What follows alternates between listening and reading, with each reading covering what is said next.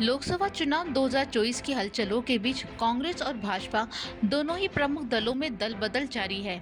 चुनाव से ऐन वक्त पहले अब तक कई नेता कांग्रेस छोड़कर भाजपा तो कई नेता भाजपा छोड़कर कांग्रेस का दामन थाम चुके हैं। इन्हीं दल बदल के सिलसिले के बीच एक रोचक और हैरान कर देने वाली खबर राजधानी जयपुर से आई है। दरअसल यहां भाजपा ज्वाइनिंग करने आई पार्टी के बागी और अन्य नेताओं को लिफ्ट नहीं दी गई। वो दिन भर प्रदेश भाजपा कार्यालय में पार्टी का दुपट्टा पहनने का इंतजार करते रहे।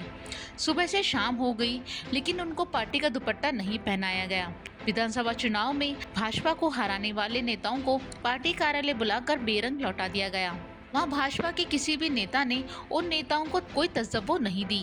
इसमें फतेहपुर के पूर्व विधायक नंद किशोर महरिया के अलावा भाजपा से बगावत का चुनाव लड़ने वाले राजेंद्र भांबू, कैलाश मेघवाल और मधुसूदन भिंडा शामिल हैं। भाजपा कार्यालय में शायद ये पहला मौका था जब पूर्व विधायक और विधानसभा चुनाव लड़ चुके प्रत्याशियों को बिना पार्टी में शामिल हुए बेरंग लौटना पड़ा। वजह थी इनकी बगावत, जिसे पार्टी कतई माफ करने के मूड में नजर नहीं आई। इन नेताओं ने एक नहीं बल्कि झुंझुनू लोकसभा क्षेत्र की 3 सीटों को हराने में अहम भूमिका निभाई थी।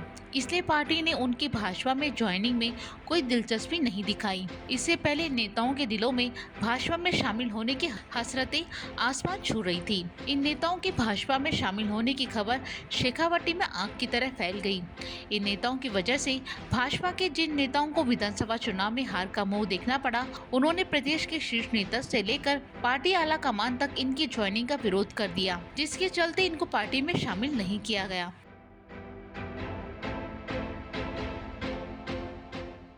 पिछले साल हुए विधानसभा चुनाव में फतेहपुर से भाजपा प्रत्याशी श्रवण चौधरी के सामने नंद किशोर महरिया और मधुसूदन भिंडा बागी बनकर खड़े हो गए थे। इसके कारण श्रवण चौधरी चुनाव जीतते रह गए, क्योंकि महरिया और भिंडा ने मिलकर भाजपा को मिलने वाले वोट बैंक में बड़ी सेंध मार दी थी।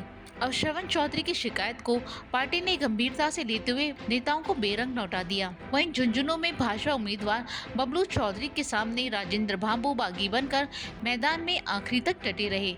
नतीजन भाजपा वहां से भी हार गई। पिलानी में भाजपा के कभी बड़े नेता रहे सुंदरलाल काका के बेटे कैलाश मेघवाल को भाजपा उम्मीदवार राजेश दहिया के सामने बगावत का चुनाव मैदान में कूद पड़े थे। वहां भी नतीजा वही हुआ जो फतेहपुर और झुंझुनू में हुआ।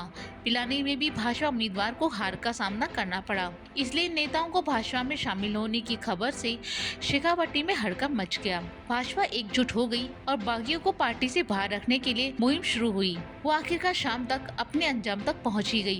ये नेता सुबह करीब 11 बजे ही भाजपा ज्वाइनिंग करने पार्टी कार्यालय पहुंच गए थे, लेकिन शाम को आखिरकार निराश होकर वापस लौटना पड़ा।